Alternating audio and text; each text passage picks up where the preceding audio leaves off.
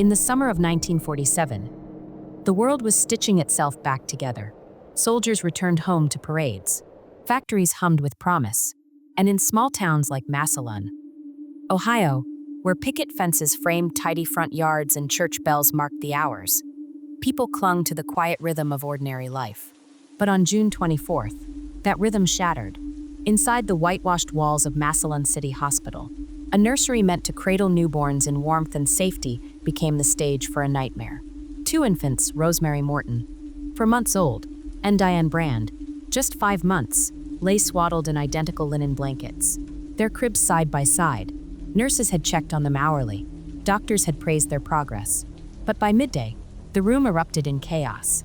The fractures were catastrophic. Not hairline cracks, not accidental bumps. Their tiny skulls had been shattered. The force required? Unthinkable. Nurses screamed, their hands trembling as they lifted the babies. Doctors scrambled, their stethoscopes slipping against sweat-drenched collars. Parents collapsed to their knees in the hallway, their wails echoing off sterile tiles. But here's what still chills investigators to this day. No one saw a thing. No strangers lurked in the halls. No windows were forced. Just a room full of cribs, a clock ticking on the wall, and a question that would outlive everyone who stood there that day. How could two infants, in a place sworn to protect life, die so violently and so invisibly? The police arrived to a puzzle. The town demanded answers, but all they found were contradictions. A crime with no weapon, a killer with no face, a tragedy with no ending. 77 years later, the case remains colder than the morgue drawers that held Rosemary and Diane. The hospital is long gone, reduced to rubble and rumors. The witnesses have passed, taking their secrets to the grave. But some stories refuse to stay buried. Tonight, we follow the trail they left behind. June 27th, 1947, 3:15 p.m., Massillon City Hospital. A 3-story brick fortress that stood as a symbol of progress in a blue-collar town still dizzy from the aftershocks of World War II. The nursery sat on the second floor, its walls painted a cheerful buttercup yellow. Sunlight streamed through gauzy curtains, casting a golden glow over rows of bassinets. Nurses in starched white uniforms paced the polished linoleum floors, charting feedings and diaper changes with military precision. It was a day like any other, until it wasn't. Rosemary Morton had been admitted days earlier for a routine checkup, a robust baby. Her chart declared. Diane Brand, just shy of 6 months old, was recovering from a mild fever. Both girls were deemed healthy, hours away from being discharged. But when nurse Eleanor Walsh entered the nursery for her 3 p.m. rounds, she froze. Diane's head lolled unnaturally to the side, her eyes glassy and unfocused. Rosemary lay eerily still, her cotton bonnet soaked with blood. Chaos erupted. Doctors sprinted down corridors, their leather soles screeching against the floor. A janitor dropped his mop bucket, the clang reverberating like a gunshot. Nurses huddled over the infants, their hands trembling as they pressed gauze to skull fractures so deep. One later testified, you could see the bone fragments glinting. By 8 p.m., both girls were dead. The autopsies were gruesomely clear. These were not accidents. The fractures curved in arcs, suggesting repeated blows from a rounded object. A hammer? A medical tool? But no weapon was ever found. The force required was staggering, the kind that leaves bruises on fists. Yet the staff swore under oath. No one entered that nursery. The door creaked loudly. The floor squeaked. The windows were sealed shut, 15 feet above ground. Here's what defies logic. The girls were injured between checks. Nurses had been in the room at 2:30 p.m. By 3:15 p.m., the damage was done. 45 minutes. In that window, someone or something delivered fatal blows to 2 infants without a single scream, without a single witness. The police combed every inch. They found no fingerprints, no bloodstained clothes, no motive, just 2 broken babies, a room full of questions, and a town's trust in safety obliterated. Panic spreads like wildfire. When a crime this brutal strikes a place meant for innocence, the mind races to fill the void of answers with nightmares. Was it a monster hiding in plain sight? A neighbor? A friend, a parent? In the days after the tragedy, suspicion fell like a guillotine. First, the staff. Nurses who'd spent years cradling newborns found themselves interrogated under harsh lights. Eleanor Walsh, the nurse who discovered the girls, broke down sobbing during her polygraph test. I love those babies. She insisted. The machine's needles barely fluttered. She was telling the truth. Then came the janitor, Franklin Cole, a quiet man who'd lost his own son in the war. His alibi? Mopping a hallway 3 nurses swore he never left. The lie detector agreed. One by one, the staff were cleared. But the town didn't care. Whispers followed them for years. How could they not see? Next, the parents. Grief is a fickle thing. It can shatter hearts or twist them. Rosemary's father, a steelworker named Harold Morton, had been at the factory that day. Time cards proved it. Diane's mother, Marion Brand, was recovering from pneumonia in a hospital bed 2 floors below the nursery. Visitors saw her there hourly. No motive, no opportunity, no evidence. But in the absence of facts, fear festers. For months, the Brands and Mortons endured sidelong glances at grocery stores, muffled accusations at Sunday, Massachusetts. The weight of suspicion nearly broke them. Then came the theories that strayed into the surreal. A phantom intruder, some said a transient, a madman, slipping into the hospital unseen. But how? The nursery door groaned like a dying animal when opened. The floorboards squealed underfoot. And the windows? Locked from the inside, 15 feet above a busy sidewalk. No ladder marks, no fingerprints, just air. Others clung to the hope of a freak accident. Maybe a crib collapsed? Investigators rebuilt the nursery's furniture nail by nail. The cribs held. A shelf fallen? Nothing was out of place. Even the light fixtures were bolted tight. But the autopsies crushed that hope. The fractures weren't random. They were precise, concentrated. The coroner noted a pattern of force consistent with deliberate, repeated strikes. This wasn't an accident. This was rage. The police were drowning. Leads dried up. Tips became absurd. A psychic claimed the killer was a shadow with a woman's voice. A local drunk swore he'd seen a man in a black coat fleeing the scene. But his story changed with every bourbon. The case file swelled with desperation.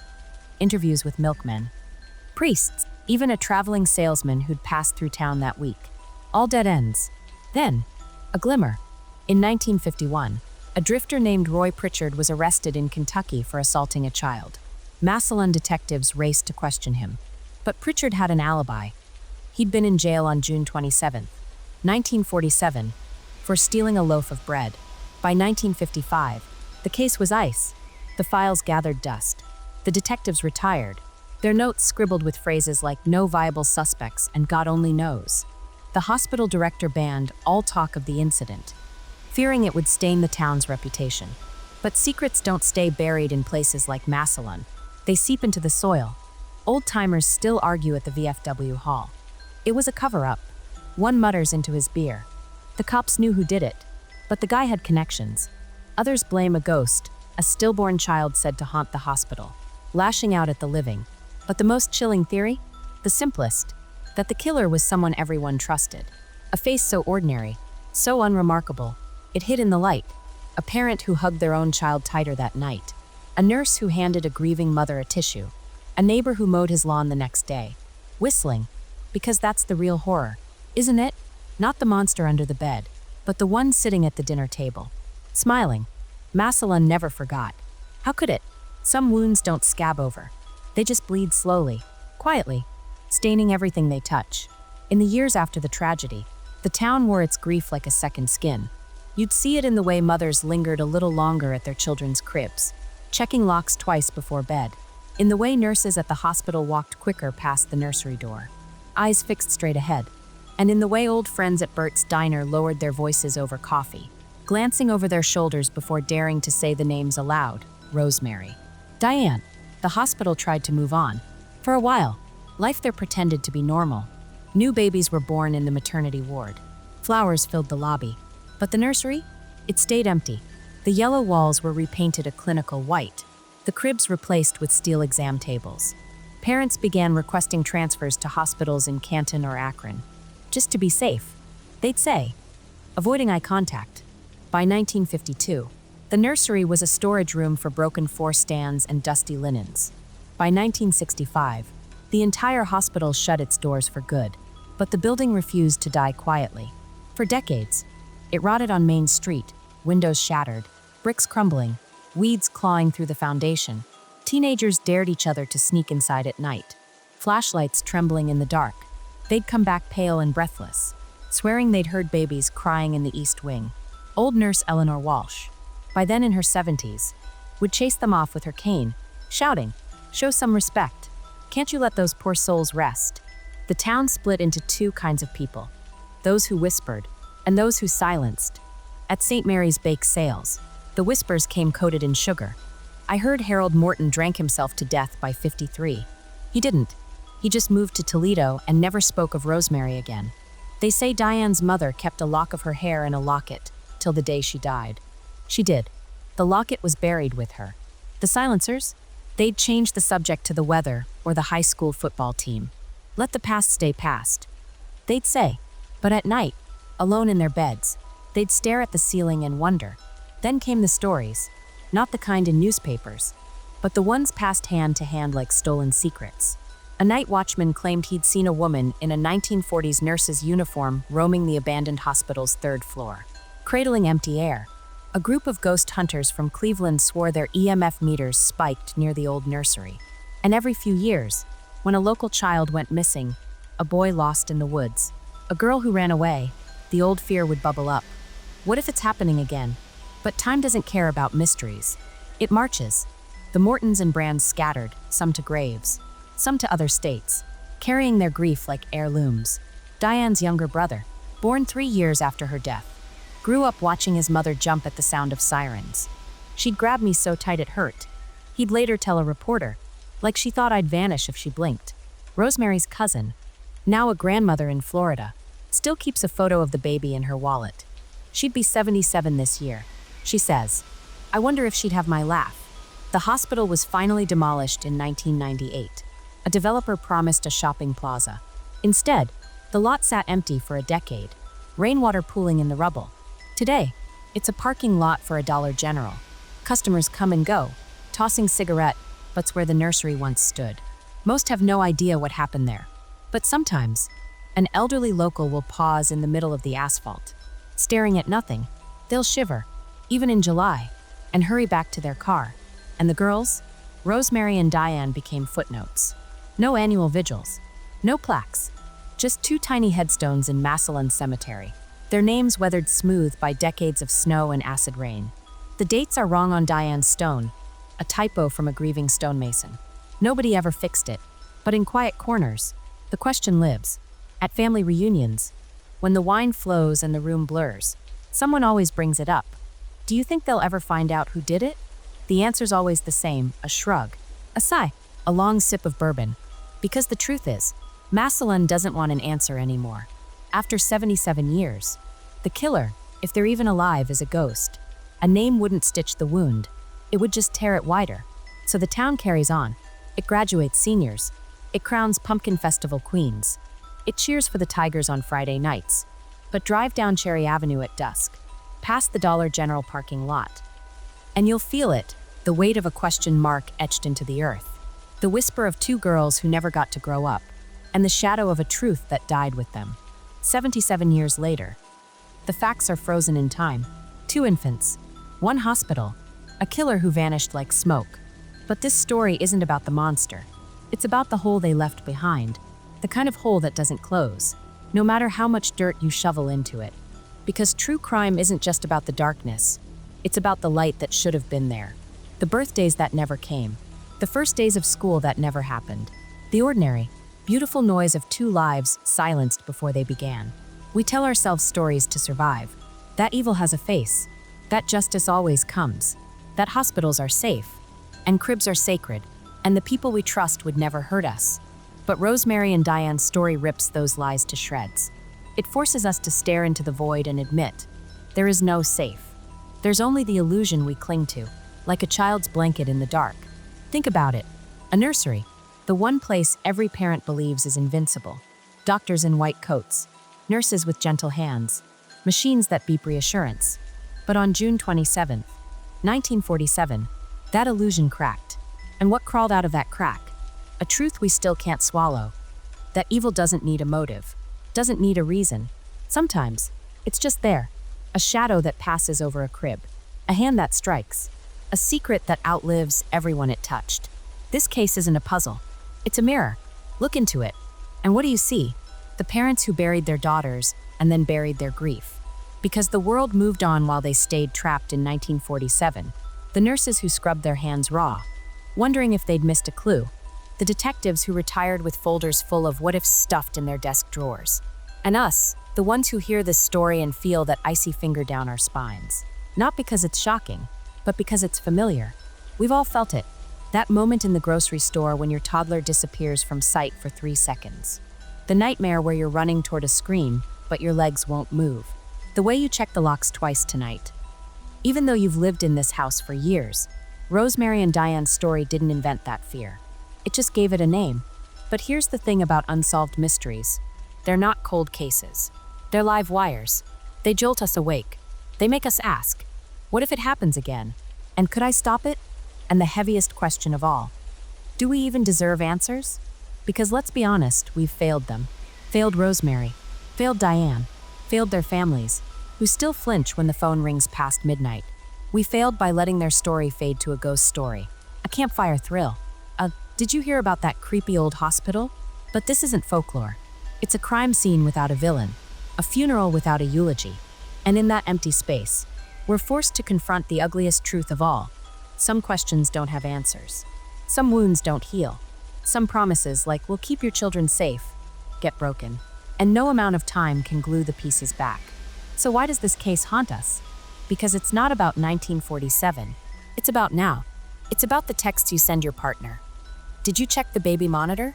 It's about the way you hover near your kid at the playground, pretending not to watch. It's about the unspoken pact we all make when we bring a child into this world. I will burn this planet down before I let anything hurt you. And the crushing guilt when we realize we can't.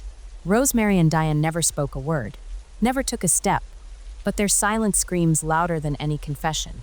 It asks us, who gets to be forgotten? The rich, the powerful, or the ones who never had a voice to begin with?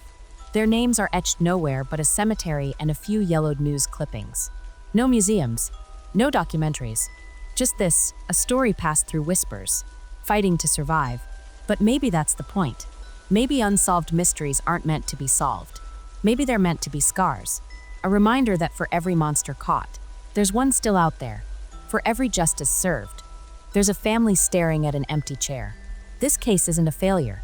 It's a fossil, a snapshot of how fragile we are. How a single afternoon can bend the arc of a town's history. How 2 little girls, who never knew each other, became bound forever by the one thing we all fear, the unknown. So tonight, as you tuck your children in, or call your parents, or stare at the ceiling wondering if you've done enough to protect the people you love, remember Rosemary and Diane, not as victims, not as cold case files, but as a flicker of light that refuses to go out. A reminder that every unanswered why is a debt we owe the past, and that sometimes, the only way to honor the lost is to keep their questions alive. 77 years later, the world has spun on. Wars ended. Men walked on the moon. The internet was born. But in a musty basement archive in Stark County, Ohio, a manila folder sits untouched. Inside, a police report. Its pages brittle as autumn leaves. A faded Massillon Evening Independent clipping. The ink bleeding into yellowed pulp. And 2 photographs. Curled at the edges, Rosemary Morton, her cheeks round as peaches, staring at something beyond the camera. Diane Brand, her tiny fist clutching a rattle she'd never get to shake. These aren't artifacts. They're echoes.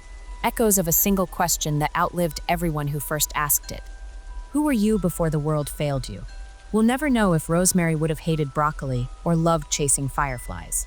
If Diane would have become a teacher, an artist, a mother. Their stories were erased mid-sentence. All that's left is the weight of that emptiness, the birthday cakes never baked, the graduation caps never tossed, the wrinkles that never etched their faces. They're frozen forever as infants, trapped in the amber of what if. But maybe that's why we can't look away. Because every unsolved mystery is a funeral without a body, a grave without a headstone. We need endings, neat, tied with bows, to make sense of the chaos. But Rosemary and Diane's story refuses us that mercy. It dangles over the cliff of why and dares us to keep staring into the dark. Tonight, as you listen to this, thousands of parents are tucking their children into beds with dinosaur sheets and princess nightlights. They'll check the locks. They'll peek into cribs. They'll do everything right. But this story isn't about them. It's about the ones who did everything right and still got shattered. The Mortons, the Brands, the nurses who quit, the detective who kept the case file under his bed until he died. This is for the people who learned the hardest truth. That love isn't armor. That vigilance isn't a shield. That sometimes the world breaks things and doesn't bother to explain why. So what do we do with that? Do we let fear win? Do we stop trusting? Stop hoping? Stop bringing children into a world where horrors hide in nurseries? Or do we do the one thing the killer couldn't? Remember, not the gore, not the headlines, but the ordinary magic stolen from two girls. The first steps Rosemary never took. The first words Diane never spoke. The way their mother's arms must have ached for decades, never feeling that weight again. This isn't a true crime story. It's a monument to the cracks in our safe little worlds, to the lies we tell ourselves at 2 a.m. when the house creaks, and to the stubborn, stupid, beautiful human habit of still trying, to solve, to protect, to hope, even when the odds are stacked like tombstones. So let's pause here, at the edge of the unknown. Let the unanswered questions hang in the air like smoke. Let the ache linger, and let's say their names, full and clear. One last time, Rosemary, Diane. Say them like a promise, like a prayer, like a vow that even if the truth stays buried, their lives, however brief, weren't a footnote. They mattered. They still matter. And until the day someone cracks open that dusty case file and finds what we've all missed, we'll keep listening for their echo,